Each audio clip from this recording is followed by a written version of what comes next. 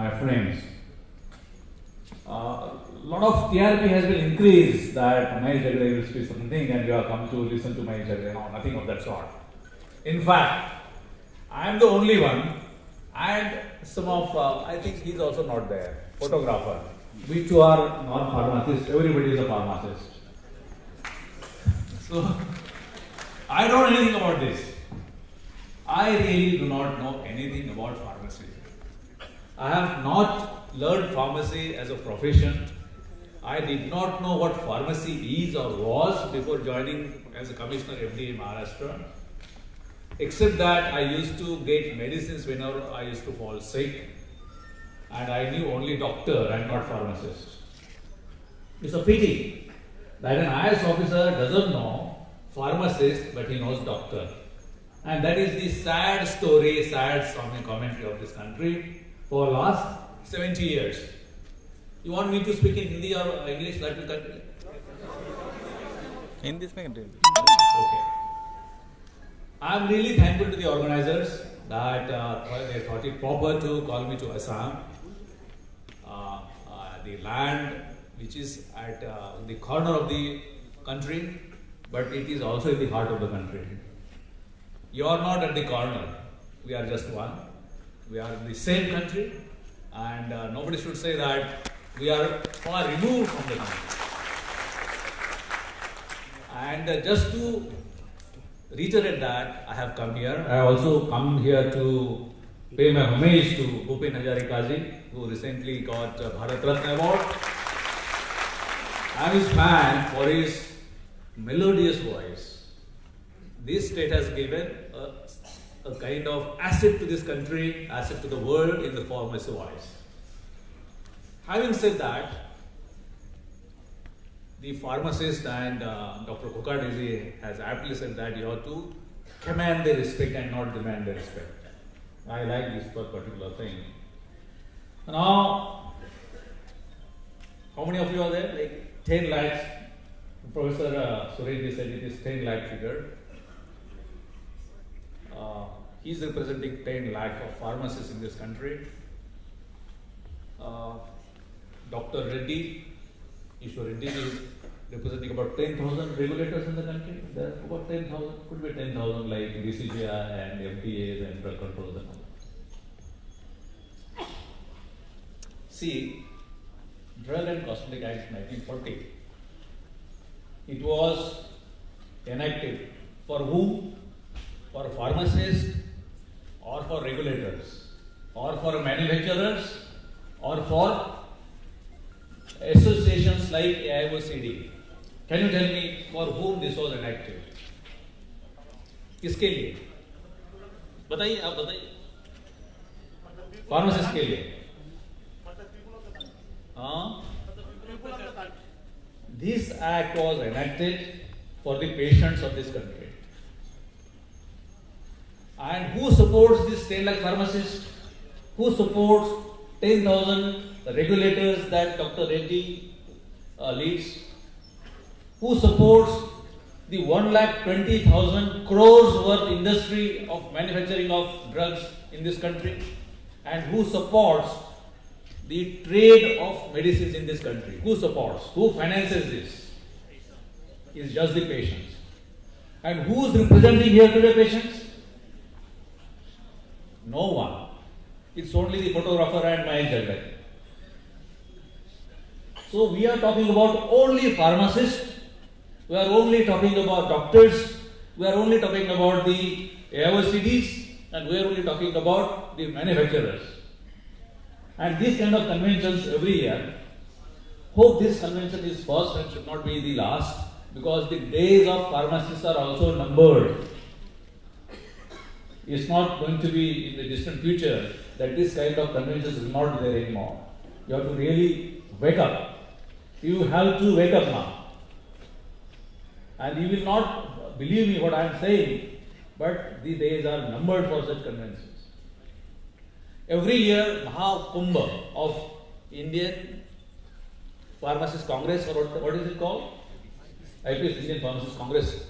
What is the outcome of it? How many patients organizations are invited or represented in the IPC? How many? Zero. How much money is spent on these IPCs? Who spends for this? Pharmacist. Who spends? Patients. The money is spent is mostly spent by the companies, isn't it? Where from these companies get this money? From the patients. So grossly for last 70 years, patient is missing, and we are only talking about the manufacturers, the regulators, the pharmacists, and doctors. What wrong this patient of this country has done? Who is responsible for the patient? Who is responsible?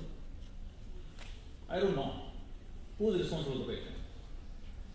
The Drugs and Cosmetics Act 1940 and Indian Pharmacy Act 1948, these two acts have ingredients ingrained into it, which is that the pharmacists are the guardians of patients.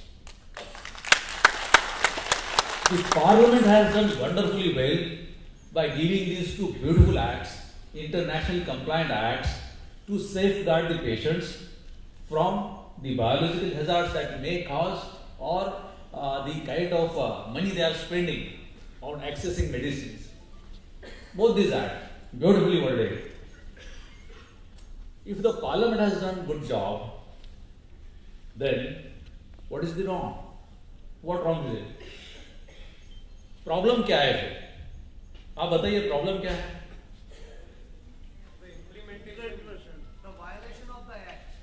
क्यों हो रहा है? 70 साल से violation क्यों हो रहा है? और आपको कितने साल चाहिए कि वायोलेशन ना हो? कितने साल चाहिए? अभी रेगुलेटर एब्सेंट है तो रेगुलेटर को सस्पेंशन करो. आप लोगों ने करना चाहिए. मैं जब महाराष्ट्र में कमिश्नर था तो ऐसे जब मीटिंग होती थी कि मैं स्टेज से बोलता था कि आपके कमिश्नर का सस्पेंशन की आप मांग करो. These are, I am on record. I used to ask my own suspension. अभी फार्मासिस्ट बोले कि कौन करेगा?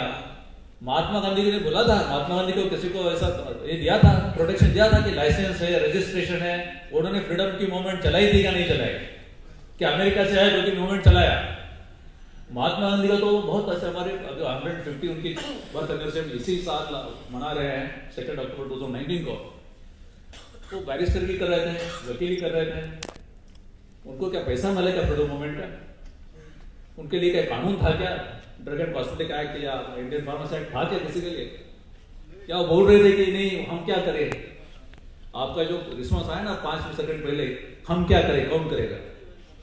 कौन करेगा ये? किसने करना है? किसने करना है? हाँ? पर आप 70 साल सो क्यों रहे? अभी जो पोपट जी ने बोला कि इट शुड बी डिमांडेड और कमांडेड. कमांड करने के लिए पार्लियामेंट ने आपको 2 वेपन्स दिए हैं. अगर आप वेपन का यूज ही नहीं करेंगे, आपके ऊपर कोई आक्रमण कर रहा है, आपके पास अच्छे हथियार है और आप इसे नीचे रख के बोलेंगे अभी मैं क्या करूं?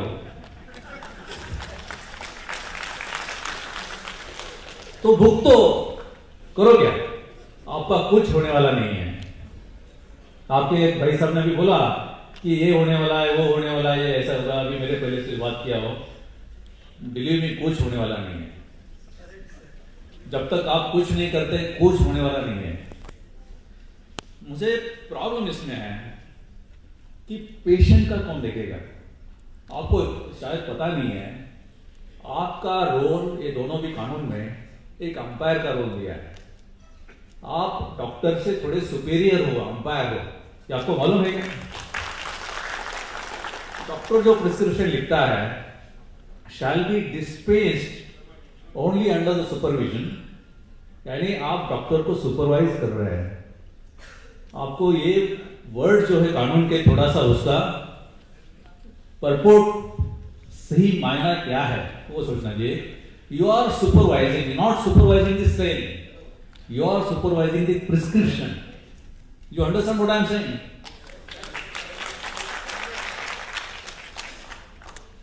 आपको इतनी पावर दी है आपको इतनी स्ट्रेंथ दी है, शायद आपका उसको पता नहीं है। सब डॉक्टर्स लोग से अगर आपने अच्छा पूरे देश में ये मूवमेंट शुरू कर दिया कि जो डॉक्टर्स जिस पैथी में ट्रेंड है उसी का ही प्रिस्क्रिप्शन हम ऑनर करेंगे। ऐसा होता है क्या देश में? तो आप क्यों कर रहे हैं? आप गुनाह कर रहे हैं। प्रिस्क्रिप्शन यानी what is prescription? A doctor who is competent to prescribe is the prescription, otherwise is a quack. तो आप क्यों कर रहे हैं?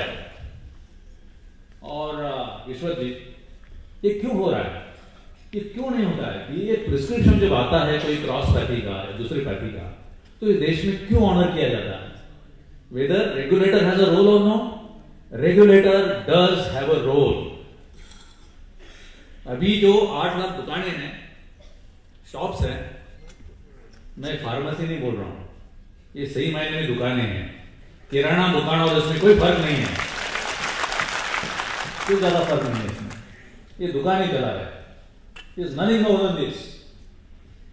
क्योंकि जब मैं एफडीए कमीशन चला गया, मैंने वहां का सर्वे किया कि कितने फार्मासिस्ट वहां काम कर रहे हैं।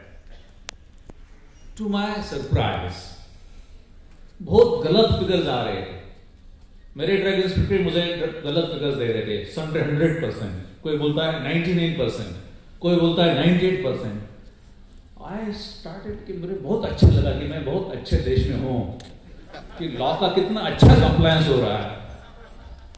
जब मैंने कॉलेज स्टूडेंट को लगाया इंटरनली, दूसरे इंडिपेंडेंट, तब सही फिगर्स आ गए कि कितने परसेंटेज फार्मासिस्ट एक्चुअली काम कर रहे हैं। और मुझे फिर पता चला इन सेकेंड वीक कि रेंटल सर्टिफिकेट भी होते हैं। I was shocked. Certificate rental पे जाते हैं, आपको मालूम है? आपको मालूम है ये क्या है?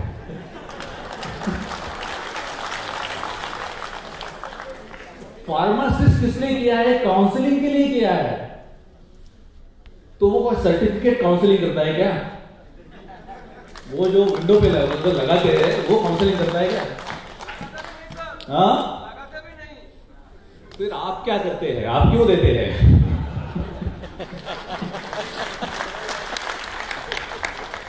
मुझे आपका कोई लेना देना नहीं है। मुझे सब बोलते हैं कि ये फार्मेसी प्रोफेशन के लिए अच्छा किया, कॉन्फिडेंस दिया। नो, मैंने सिर्फ पेशेंट के लिए किया। I am very much concern about the patients. आप तो उसमें कोलैटरल बेनिफिशियरीज है, यू आर कोलैटरल बेनिफिशियरीज। और दोस्तों, हालात बहुत गंभीर है, हालात बहुत खराब है। और वो मेरे फिगर्स नहीं दे रहा हूं, वर्ल्ड हेल्थ ऑर्गेनाइजेशन के फिगर्स है, उनकी फैक्ट शीट उनके वेबसाइट के ऊपर है। वर्ल्ड का जो बिजनेस है मेडिसिन का, ड्रग्स का, is about $1 trillion, which in Indian currency about 70 lakh of rupees, and according to World Health Organization, 65% of the entire trade that the medicines and drugs supplied, it is not needed because it is falsely dispensed, it is not needed sometimes, wrongly prescribed. These are the ways. That means about 40 to 45 lakh crores business across the world is not needed. It is sucking the patient's money unnecessarily. Because of whom? You people and ineffective regulators like me. Because Parliament has done wonderfully well. Politicians have done very good job. They have given very good law to this country. Only problem is that regulator is absent in this country, is on holiday, long holiday, all across the country.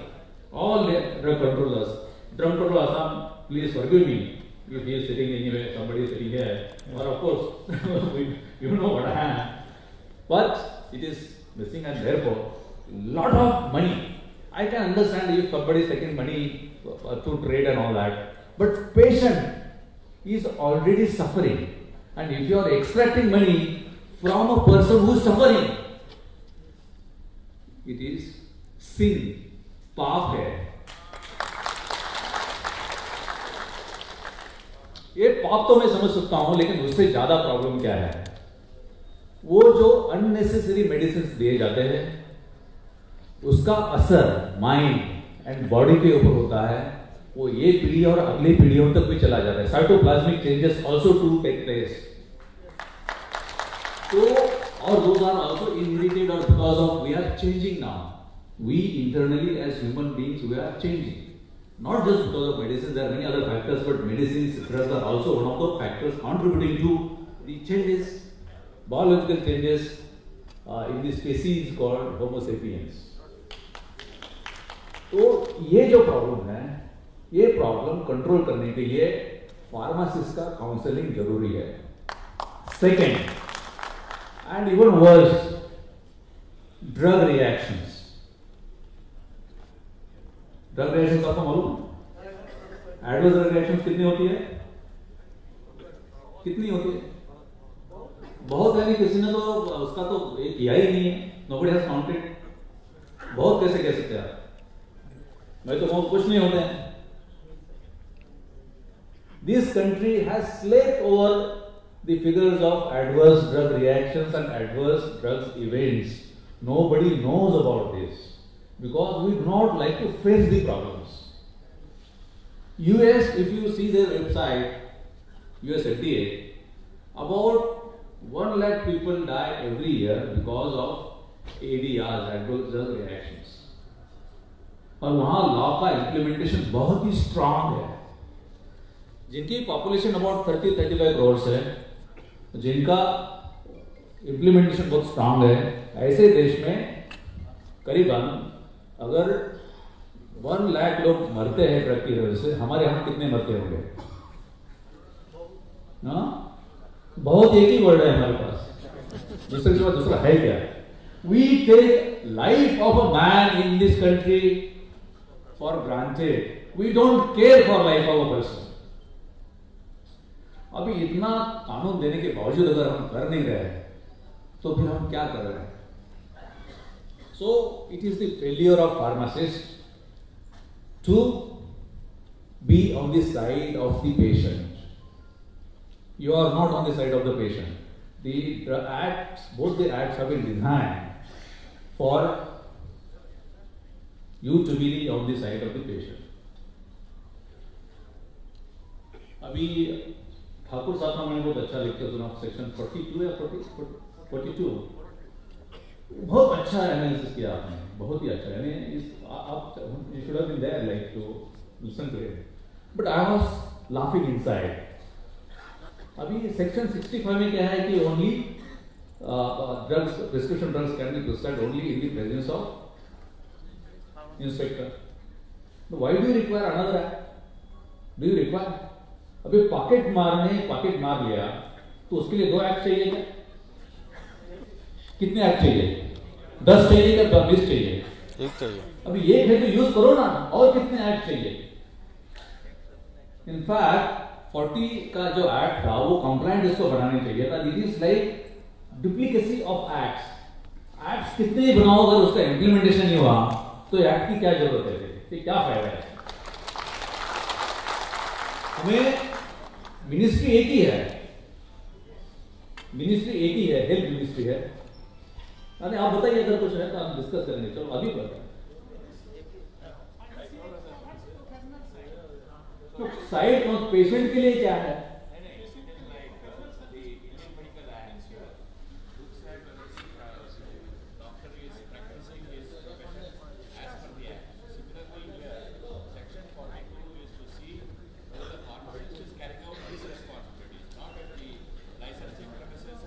I am from the patient's perspective. मुझे कोई ये लेना देना नहीं है. मुझे जो होना है वो सिर्फ एक ही ऐसा होना है कि वो होना है. अगर पॉकेट मार, लेडी पॉकेट मार है या जेंट्स पॉकेट मार है, मुझे कुछ फर्क नहीं पड़ता है. कोई भी रहने दो, लेकिन मेरा पॉकेट नहीं मारना जाना चाहिए. That's all. Anyway, that is one small. We discuss it in threadbare. क्या करना चाहिए? अरे जो है वो इम्प्लीमेंट करो ना. किसने बोला इम्प्लीमेंट करने के लिए? उसके लिए तो स्टेट के रूल्स नहीं बढ़ाने हैं. कोई ऐसे ड्रग इंस्पेक्टर के, कंट्रोलर के ऊपर कानूनी कार्रवाई हुई है क्या कि उन्होंने सेक्शन रूल रूल 65 इंप्लीमेंट नहीं किया है, हुई क्या इस देश में? डीसीजीआई के ऊपर तो कोई हुई क्या? नहीं हुई है। डीसीजीआई का कोई रोल नहीं है कानून में। अभी ये सब प्रॉब्लम्स है और ये सब चीजें जा रही है, तो ऐसे ही चलेगी जब तक हम कानून का इम्प्लीमेंटेशन जो है, जो भी कानून है वो कानून का इम्प्लीमेंटेशन के ऊपर नहीं आते हैं।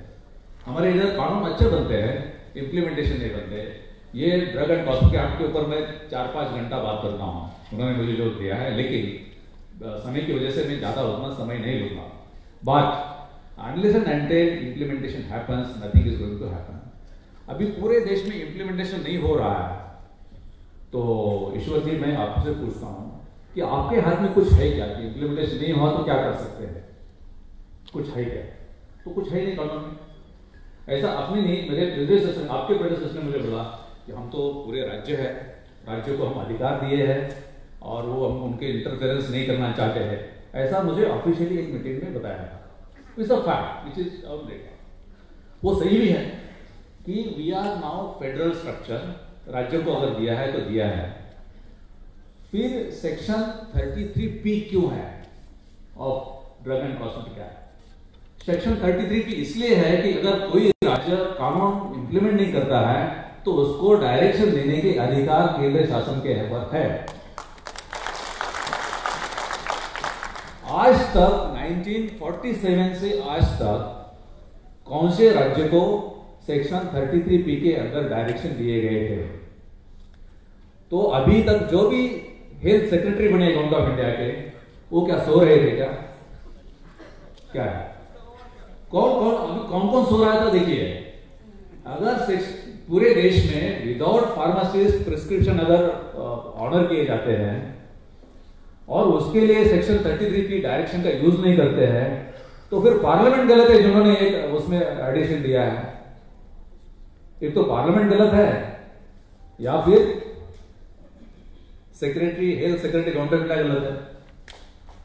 कोई तो गलत होना चाहिए। मैं पार्लियामेंट को गलत नहीं मानता हूं, क्योंकि ये बहुत बड़ा सब्जेक्ट है। सब पेशेंट, सब जो नागरिक है इस देश के, आपके देश में पेशेंट कितने हैं आपको मालूम है? कितने पेशेंट्स होते हैं एक साल में? कितने होते हैं? हर एक इंसान को कम से कम 3-4 बार आपको मेडिसिन लेनी पड़ती है। विटामिन क्वेश्चन कितना, उतना ही है? कितना होता है? Anybody has done any research on this? कोई है ऐसा रिसर्च किया है?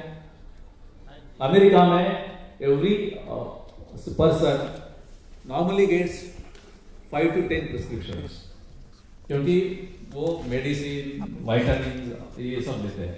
मैं सिर्फ 3 पकड़ता हूँ इंडियंस के लिए, क्योंकि मैं भी कम से कम एस्पिरिन, अभी तो एस्पिरिन मुझे लगा बैन कर दिया ना। हाँ, हो गया बैन, अभी उठा दिया है।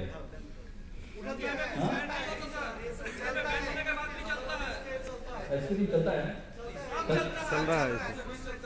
चलो वो नॉन प्रिस्क्रिप्शन ड्रग तो मैं लेता हूँ हेडेक के लिए, तो साल में 8-10 बार तो मैं ले लेता हूँ।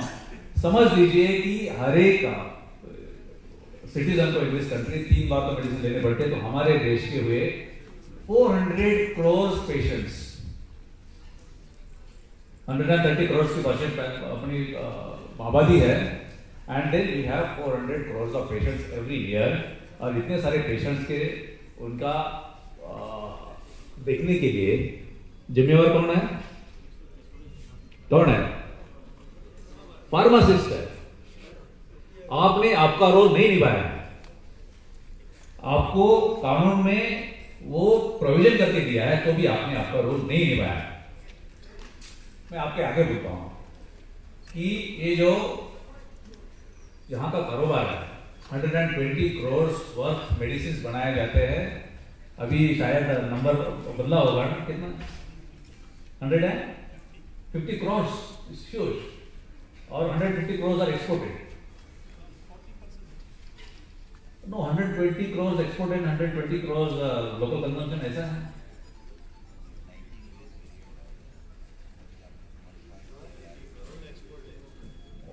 It's almost same like. So 120 crore का बिजनेस है, वो कौन करता है बिजनेस इस देश में? कौन करता है? Chemist druggist association. कुछ लोग आप भी करते हैं, उसमें प्रॉफिट कितना होता है?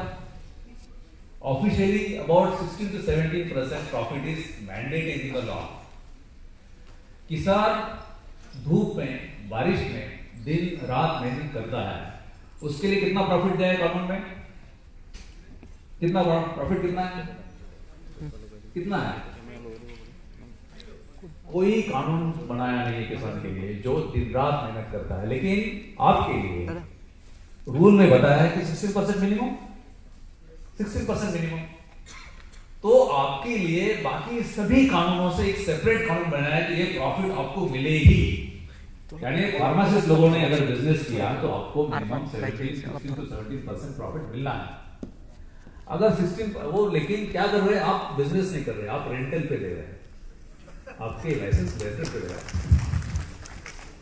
जब फार्मर को कुछ राज्यों में वो सुइसाइड करते हैं कि फसल के ऊपर उनको रिटर्न नहीं मिलते हैं, आपको गवर्नमेंट में कानून 16-17% प्रॉफिट दिया तो भी आप बिजनेस नहीं कर रहे, आप रेंटल में फंसे हैं। आप जब रेंटल में फंस रहे तो उस टाइम तो फंसते ही रहोगे। You have to come out of this rental. अभी ये 120 करोड़ पकड़ो तो उसमें से प्रॉफिट कितना हुआ? अबाउट 17-18,000 करोड़। 17-18,000 करोड़ का प्रॉफिट इस देश में 10 लाख फार्मासिस्ट के लिए बहुत ज्यादा नहीं है। आप कभी ये किया है क्या इसका?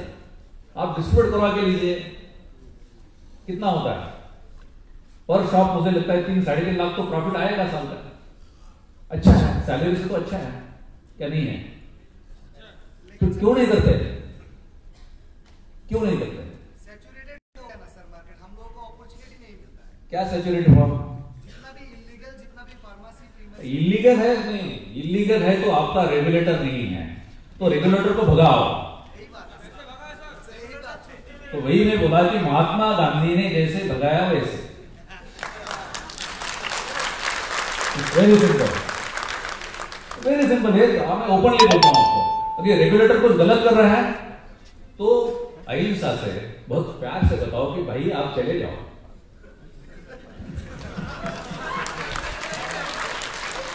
अगर आपको उतना नहीं आता है तो ऐसे ही कन्वेंशन करते रहो, अगले साल भी ऐसे ही कन्वेंशन करोगे। तो अगर आप नहीं सुधरोगे, मैं ये तो बोल रहा हूं, आपके लिए नहीं बोल रहा हूं, मैं मेरे पेशेंट्स के लिए बोल रहा हूं। जब तक आप नहीं सुधरोगे तब तक पेशेंट का जो उनको मिलना चाहिए, सिक्योरिटी मिलना चाहिए, वो नहीं मिलने। और दूसरा एक प्रॉब्लम आपको बता रहा हूं, हम पहले 3 इंडस्ट्रियल रिवोल्यूशंस देखे हैं।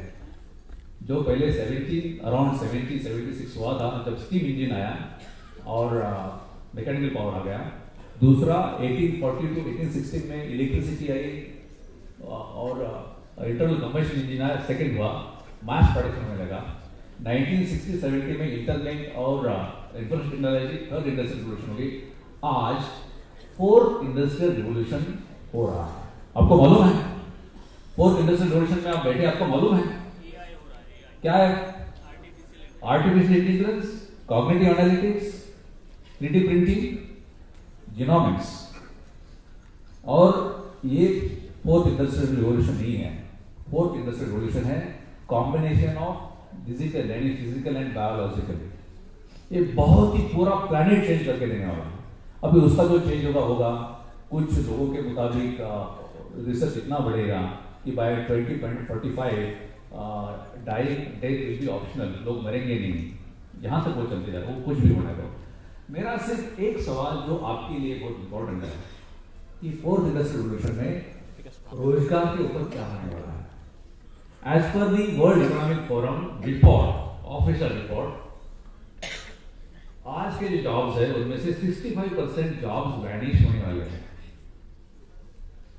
बाकी कुछ आएंगे, लेकिन आज की जो नौकरियां हैं, जॉब्स है, उसमें से 65% जॉब्स ये वैनिश होने वाले हैं। ये जो जॉब वैनिश होंगे तो फिर आप क्या करेंगे? आज तो रेंटल पे चल रहा है, ये चल रहा है, तो आगे जाके तो फार्मासिस्ट के हुए क्या नहीं मुझे मालूम नहीं है। आईपीसी ने तो कुछ स्टडी किया है क्या होने वाला है? आईपीसी शुड स्टडी कि ये क्या होने वाला, आगे जाके क्या होने। हम इतने कॉलेजेस दे रहे हैं, ये कॉलेजेस हम क्यों दे रहे हैं? आगे जाके ये लगने वाले कि नहीं। अगर वर्ल्ड इकोनॉमिक फोरम सोचता है कि वर्ल्ड के 65% जॉब अगले 15-20 साल में जाने वाले हैं, तो ये सब नए कॉलेज होने के ये जो बच्चे हैं आगे जाके क्या करेंगे? क्या करेंगे आप लोग? स्टूडेंट्स क्या करेंगे?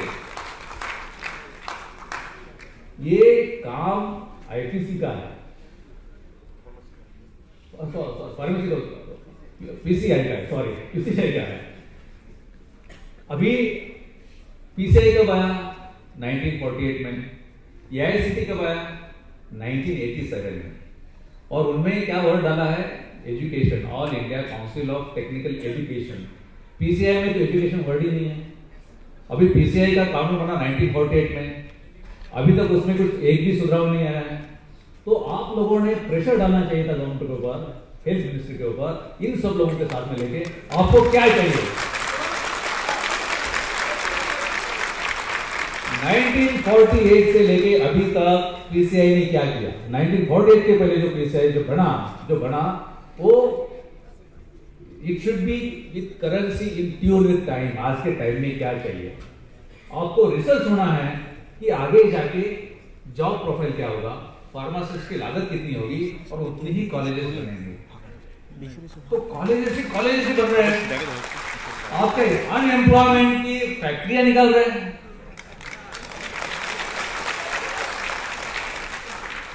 ये किसके लिए हो रहा है? जो है उनके लिए भी नहीं है। उनके लिए भी अभी क्या हो रहा है कि कितने परसेंटेज अभी शॉप्स बिना इसके चल रहे हैं? 90%। अभी नए जो कॉलेजेस आएंगे, उनके बच्चे आएंगे, वो क्या करेंगे? और रेंटल किसको देगा? अभी ईश्वर जी, मैं आपको एक बोलता हूं कि सेक्शन 64 में, रूल 64 में बताया है कि पहले 3 साल वो एरिया में कितने लाइसेंसेस दिए वो देख के फिर नए लाइसेंस दिए जाएंगे। ये देश में ऐसा होता है क्या? दुकान के ऊपर दुकान आ रहे हैं। अभी दुकान आएंगे तो वो 17,000 करोड़ कितने लोग बांट के ले लेंगे? तो वो तो कुछ ना कुछ तो जुगाड़ तो करेंगे ही ज्यादा पैसा करने के लिए। वैसे ही कम दुकान होना चाहिए, अप्रोप्रिएट दुकान होना चाहिए, वैसे अप्रोप्रिएट कॉलेजेस भी होना चाहिए। क्या हो रहा है? आपके ऊपर जो एआईसीटी का भी कंट्रोल है, पीसीए का भी कंट्रोल है, ये ड्यूअल कंट्रोल हम लास्ट 70 साल में क्यों नहीं कर पाए? आपका फुल कंट्रोल क्यों नहीं है? और आपने सिर्फ कॉलेजेस रेगुलेट करने से इस देश में ये एजुकेशन में आपने फॉर्म डी किया, वो सही किया, लेकिन मैं आगे सुनो ना, फार्म डी के लिए आगे क्या होगा? अभी वर्ल्ड में सिर्फ मैं आपको बताता हूं कि सिर्फ आईटी के लिए पैसा है, इंटेलेक्चुअल प्रॉपर्टी के लिए पैसा। यूएस सुपर पावर क्यों है? यूएस सुपर पावर इसके लिए है कि उनके पास पेटेंटिंग ज्यादा है, पेटेंट ज्यादा रजिस्टर होते हैं। हमारे यहाँ फार्मास्यूटिकल एरिया में सबसे ज्यादा अपॉर्चुनिटी है कि ये रिसर्च के लिए हम लोग बहुत अच्छे थिंकर्स है, अच्छे R&D करने वाले हैं। मेरी भी थोड़ी R&D की बैकग्राउंड है, R&D इस देश में बहुत अच्छी चलती है। पीसीआई ने ये करना चाहिए था कि PCI this country will be R&D centre of the world for pharmaceutical, और उसके तरह के वैसा उस तरह का कल्चर बनाना चाहिए था, वो हम नहीं कर पाए। ताकि अभी एआईसीटी का थोड़ा रोल है, एआईसीटी अभी कर रहा है कि how to increase R&D budget and how to increase R&D institutions for all the technical institutions.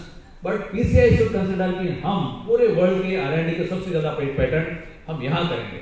कुछ ही देश की स्ट्रेंथ जो होती है, फाइनेंशियल स्ट्रेंथ, वो आईटी के, इसके आगे सिर्फ आईटी के ऊपर रहेगी। और इसलिए जब तक हम इस देश में ज्यादा से ज्यादा पेटेंट नहीं करेंगे, नहीं तो फिर हम क्या करते हैं, पेटेंटिंग वहां है और हम वहां से पैसा उधर दे देते हैं। अभी मुझे एक समझ में नहीं आ रहा है कि ये जो $1 ट्रिलियन ऑफ वर्ल्ड ये है और यहाँ पे हमारा 120 करोड़, अभी पेशेंट से आप कितना पैसा वसूलोगे? हम थ्रू फार्मासिस्ट पेशेंट को चीप मेडिसिन क्यों नहीं दे रहे? PCI should consult, give advice. Doctor Suresh, you should give advice to government कि पेशेंट को चीप मेडिसिन कैसे दे।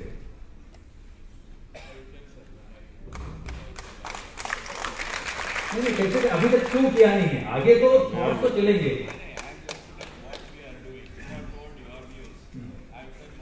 ओके ईश्वर जी कि हम अभी तक पेशेंट को चीप मेडिसिन 70 साल में क्यों नहीं दे?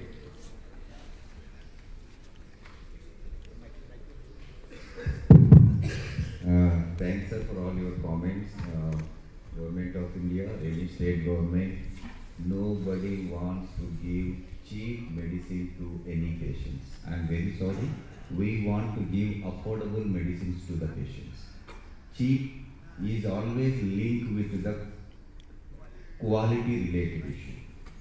When we talk of something, please. Okay, I change my affordable medicine. Yeah. Chalo. Yes.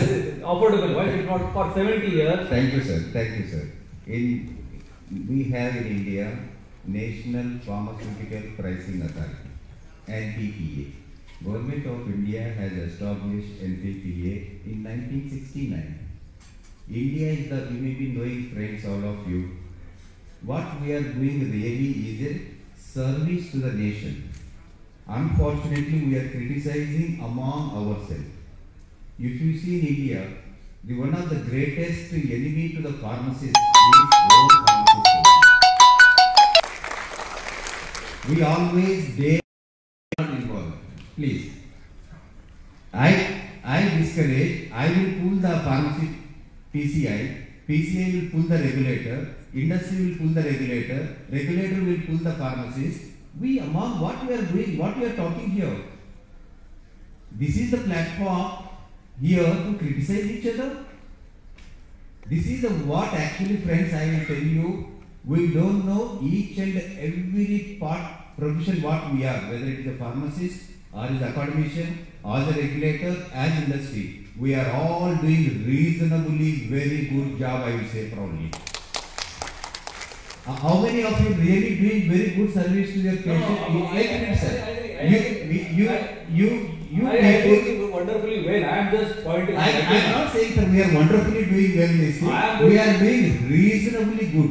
Okay, why you are doing wonderfully well? I am saying not reasonably. I am doing wonderfully well. I go one step beyond. I am wonderfully on, but I want to point out that in last 70 years we failed to give affordable medicine to, and I will prove that now.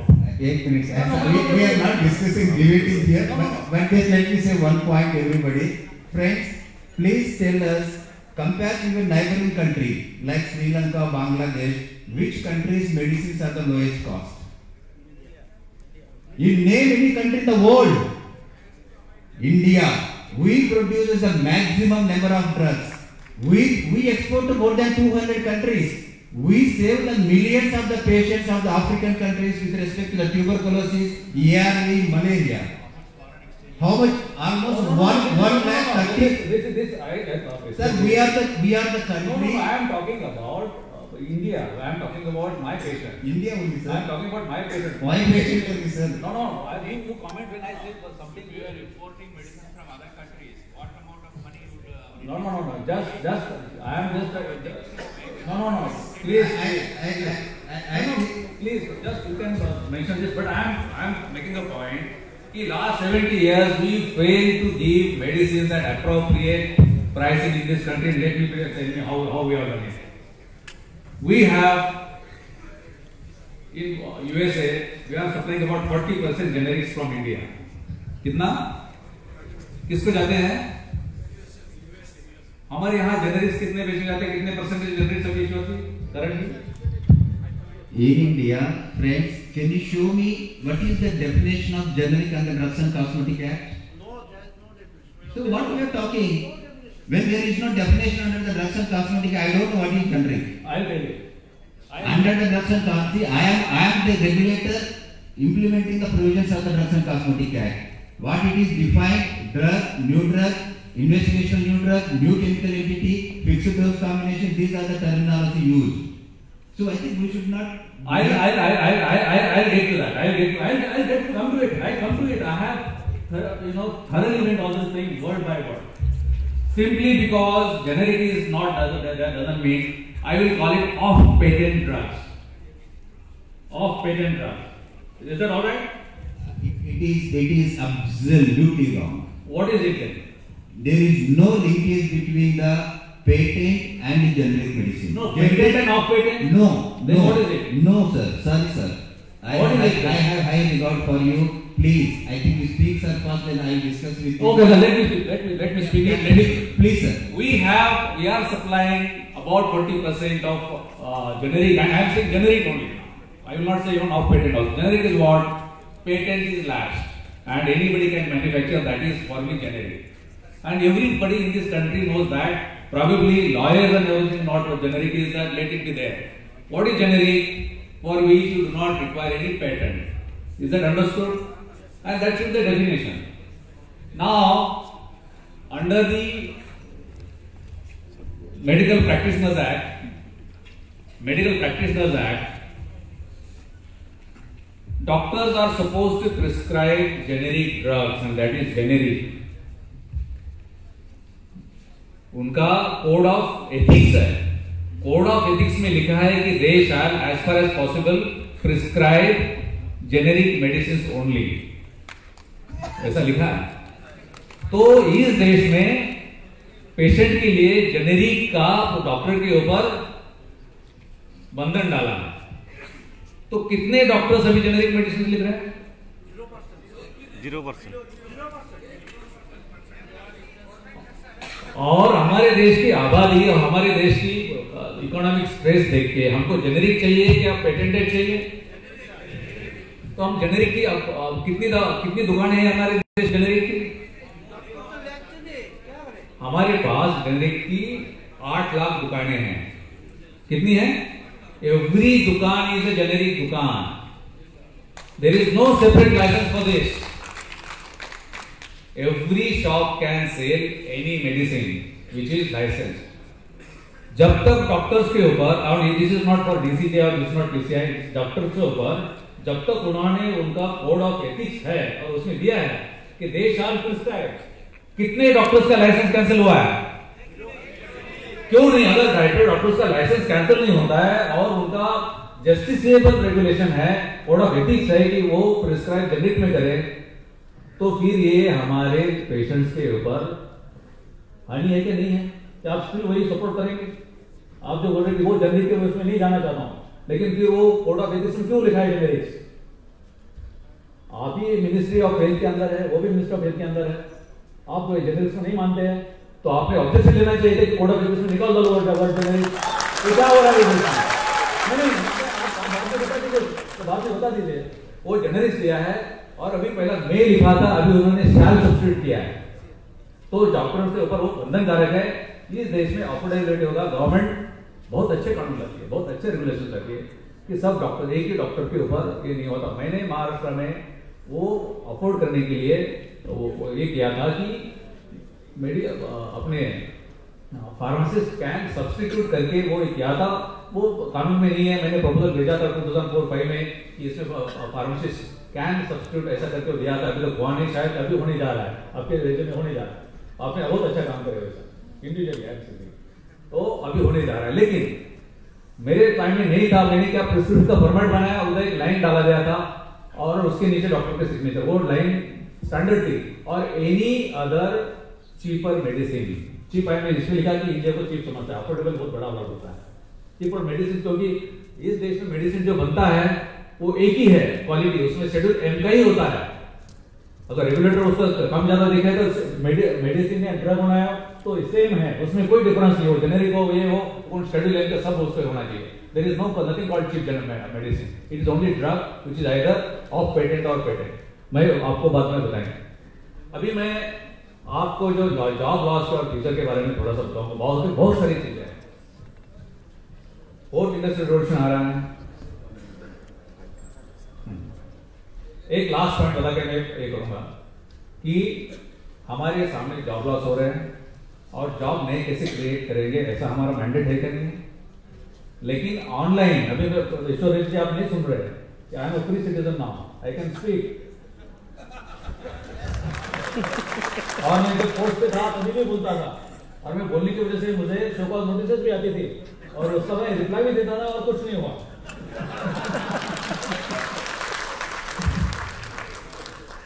मैं बोल रहा हूं कि अभी online के ऊपर आया, online की आने की वजह से दुकानें चालू और बढ़ेंगी क्या बंद हो जाएंगी? कितनी बंद होगी मुझे मालूम नहीं है, लेकिन चैलेंज ऐसा है कि आज 8 लाख दुकानें हैं, उसमें से कुछ फार्मासिस्ट है, उसके ऊपर 60 to 70 लाख लोगों डिपेंडेंट है 70,000 करोड़ के ऊपर। लेकिन जब ऑनलाइन आ जाएंगे उसमें से 8-10 लोग प्लेयर रहेंगे, उनके पास 17 करोड़ आ जाएगा, 17,000 करोड़ आ जाएगा। तो हम forget about counselling, forget everything, लेकिन इस देश में इनइक्वालिटी जो बढ़ रही है, इस देश में जो एम्प्लॉयमेंट बढ़ाना है, उसके लिए तो ऑनलाइन मत करो। और मैं लिखित भी दिया हूं और पब्लिक भी बोल रहा हूं, लेकिन गवर्नमेंट का है तो है, उसमें कोई चीज नहीं कर सकते। इसलिए अगर ऑनलाइन पे आ रहा है तो और भी कॉलेजेस कम होनी चाहिए। अगर ऑनलाइन पे आ गया तो कॉलेजेस कम होनी चाहिए। फोर्थ इंडस्ट्रियल रिवोल्यूशन, चैटबॉट या IBM वाटसन जैसे सॉफ्टवेयर ला रहे हैं, तो काउंसलिंग अभी भी वो मैकेनिकल हो जाएगा। इसकी वजह से इतनी कॉलेजेस की जरूरत है क्या? और फिर हम अनएम्प्लॉयमेंट हम बढ़ाएंगे, कम कर रहे हैं। तो मुझे लगता है कि ये सब्जेक्ट बहुत बड़ा है। आज थोड़ा बहुत मैं कम बोला हूं, इससे ज्यादा बोलता हूं क्योंकि आप लोग ऐसे, आपको बुरा नहीं लगे इसलिए। नहीं, मैं बोल सकता हूं, मेरे विचार है। और इसमें से मैं आपको बोलता हूं, मैं जो विचार कर रहा हूं ये कोई थ्योरेटिकल नहीं है, ये पूरा मैंने महाराष्ट्र में 3 साल इंप्लीमेंट किया है। That's all. रेगुलेटर, मैं फिर से बार चूज हो रहा है, इसलिए मैं बोल रहा हूं सिस्टम हो रहा है, नॉट इंडिविजुअल। क्योंकि AIOCD जैसे लोगों का यूनिवर्सिटी लेने से ही इस देश में नए फॉर्मुलेशंस आने का एक कल्चर था, और नया डिस्ट्रीब्यूटर देने के लिए उनका यूनिवर्सिटी कल्चर था, जिसको मैंने पहले महाराष्ट्र में स्टॉप कर दिया। नहीं तो फिर एक नई सिस्टम रेगुलेटर बन गया था, अभी भी है।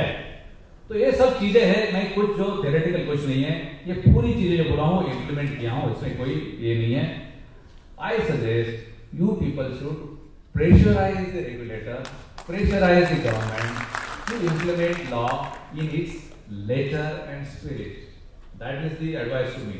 Otherwise, your days are numbered, unemployment is going to grow. There is nothing else. Thank you very much.